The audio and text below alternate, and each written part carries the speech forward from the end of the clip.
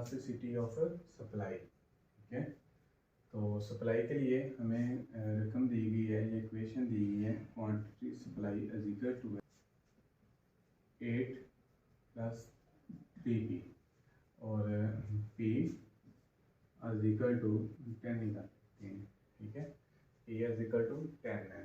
तो फिर हमारे पास है इलास्टिसिटी ऑफ सप्लाई के आगे तो सेम वही फार्मूला जो इलास्टिसिटी ऑफ डिमांड का था, derivative Q divide by derivative P, elasticity demand is equal to derivative Q derivative P multiply P over Q। तो अब हमने P हमारे पास दिया गया है, P इज इक्वल टू 10 है, तो मल्टीप्लाई P 10 हो जाएगा, क्योंकि हमने मालूम करनी है कि क्वांटिटी क्या है। तो quantity supply is equal to 8 plus 3p, p की जगह पे हम उसकी वैल्यू रख देंगे, तो ये 3 multiply 10, quantity supply is equal to quantity plus 30।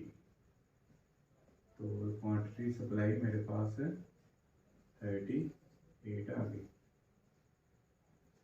तो यहाँ पे मैंने क्वांटिटी सप्लाई 38 लिख ली। अब मुझे चाहिए derivative Q and derivative P, तो इसी का मैं डेरिवेटिव भी ले लेता हूँ। तो क्वांटिटी सप्लाई है is equal to 8 plus 3p, इसका डेरिवेटिव लेते हैं जी। डेरिवेटिव 8 ख़त्म हो गया क्योंकि ये फिक्स है, जबकि खाली 3 रह गया, तो डेरिवेटिव मेरा आ गया 3। तो इलास्टिसिटी डिमांड ये मेरे पास आ गया। अब इसको हल कर लें, 3 मल्टीप्लाई 10 और 3 किया तो ये मेरे पास आ गया 0.2631। अब इसको मल्टीप्लाई कर लें 3 से, तो ये मेरे पास आ गया 0.789। क्योंकि इलास्टिसिटी डिमांड लेस देन 1 है, तो मैं ये इसको लिखूँगा इलास्टिसिटी डिमांड नहीं, ये सप्लाई, इलास्टिसिटी सप्लाई,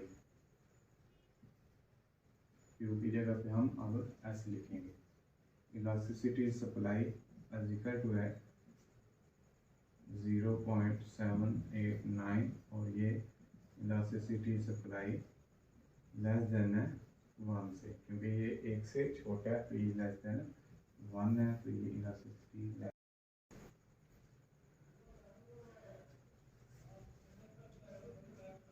अभी हमने करना है इक्विलिब्रियम प्राइस एंड क्वांटिटी, या फिर इसको कहते हैं इक्विलिब्रियम मार्केट, या इसको इक्विलिब्रियम सप्लाई एंड डिमांड। तो आपको पता है कि जब मार्केट का इक्विलिब्रियम होता है वो उस जगह पे होता है जहाँ पे क्वांटिटी डिमांड का खत और क्वांटिटी सप्लाई का खत आपस में क्रॉस करता है, तो इसको हम इक्विलिब्रियम कहते हैं। इक्विलिब्रियम क्या है कि जहाँ पे quantity demand is equal to quantity supply के, यानी कि जहाँ पे सप्लाई और डिमांड आपस में इक्वल हो, उसको हम इक्विलिब्रियम कहते हैं। तो यहाँ पे हम मैथमेटिकल तरीके से हमने प्रूव करना है कि ये मार्केट इक्विलिब्रियम है क्या। तो मेरे पास 2 इक्वेशन दी गई हैं। एक इक्वेशन है quantity demand is equal to है 50 माइनस 4p और quantity supply is equal to है 8 प्लस 3p, और कहा गया है कि आप इसका अनुमान करें कि इसका इक्विलिब्रियम पॉइंट क्या है, कि कौन सी हम प्राइस पे कितनी क्वांटिटी देंगे हमारा ये स्टेज प्रूव होगी।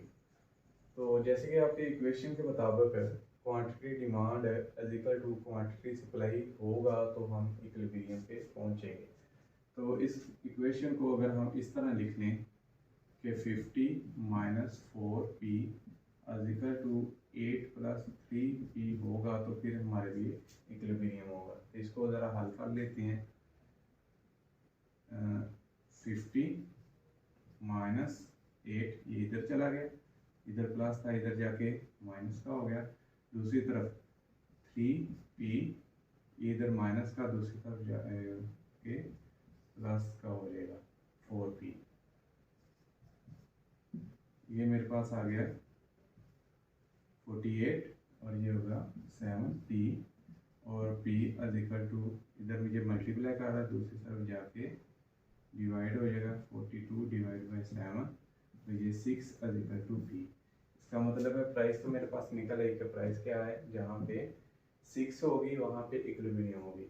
यानी कि अगर हम प्राइस है 6 रखते हैं किसी भी क्वांटिटी डिमांड में या सप्लाई में तो ये मेरा इक्विलिब्रियम निकल आएगा। इसको प्रूव करने के लिए हम क्वांटिटी सप्लाई और डिमांड का दो खत बना देते हैं।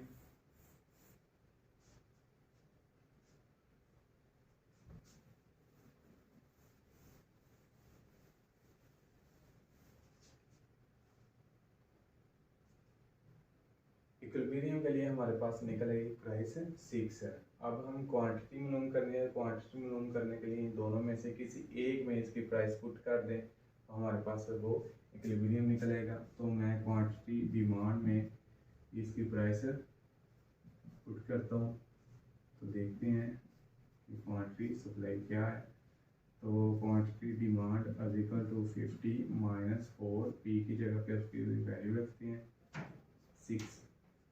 तो क्वांटिटी डिमांड 50 माइनस 6 को मल्टीप्लाई किया ये 24 आ गया।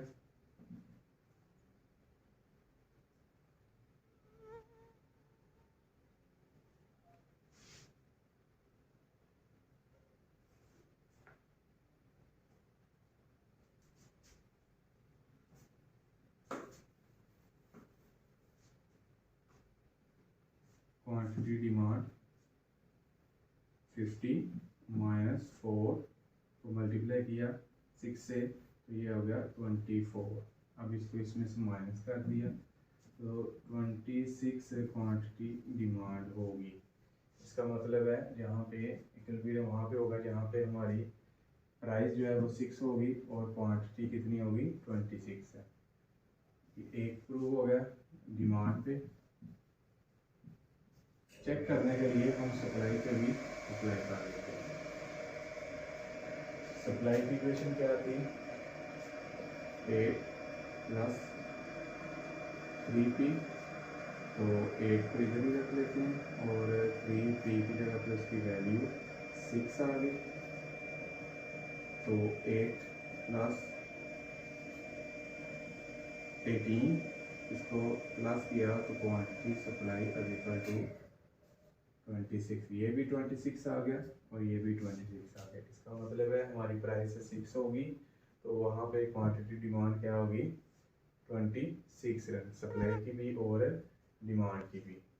इसको अगर हम ग्राफ में बनाना चाहें तो इस तरह से हम बना देते हैं प्रूफ करने के लिए कि हम प्राइस जो है वो पहले रख लेते हैं प्राइस, फिर क्वांटिटी सप्लाई और फिर क्वांटिटी डिमांड।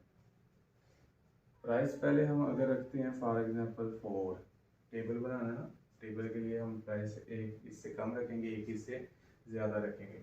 अगर प्राइस हम 4 रखते हैं तो फिर हमारे पास ये कितनी आई थी चेक कर लेते हैं।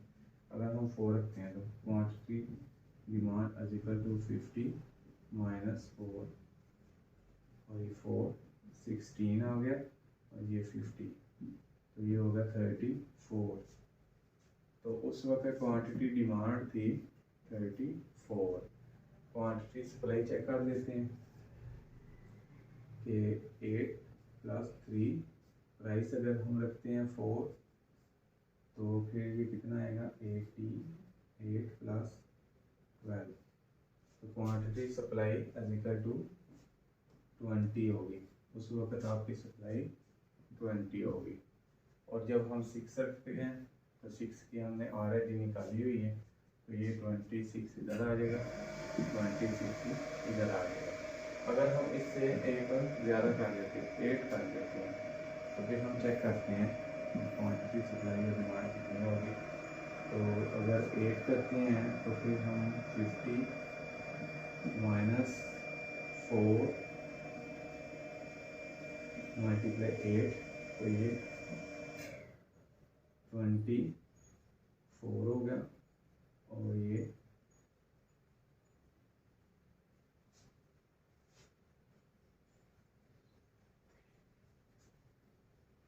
ये 32 हो गया और -50 हम इधर कर लेते हैं कि अगर हम प्राइस रखते हैं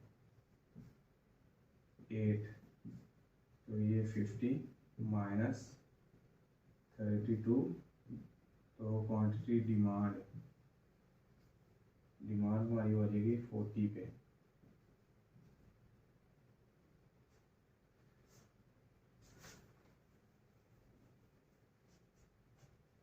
अगर हम ये रखते हैं तो हमारी डिमांड हो जाएगी जी 80 पे।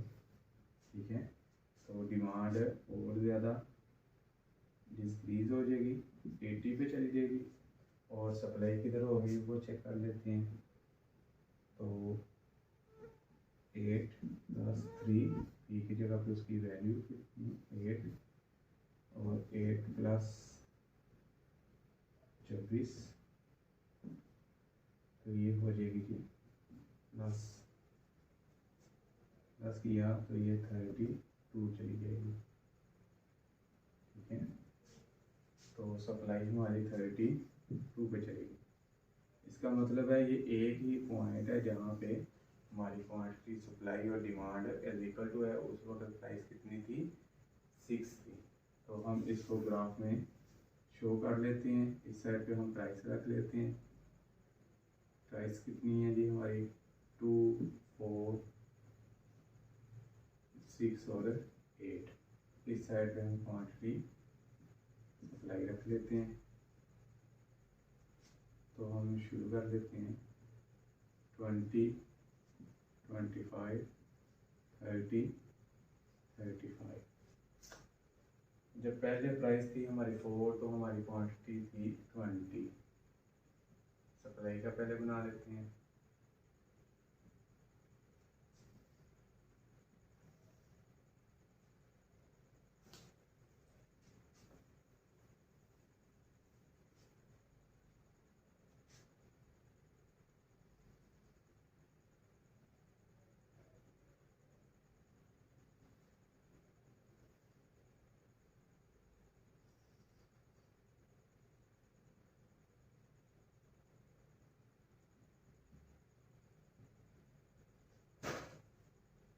तो इस तरह ये ग्राफ में शो हो जाएगा कि हमारी क्वांटिटी डिमांड का खत इंटरसेक्ट कर रहा है क्वांटिटी सप्लाई को।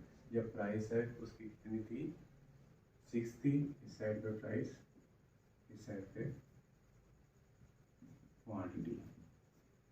तो ये हमने ग्राफ की मदद से इसको प्रूव किया कि हमारे पास इक्विलिब्रियम क्या है कि जहाँ पे क्वांटिटी सप्लाई और डिमांड आपस में बराबर हो, वो हमारा क्या होता है इक्विलिब्रियम।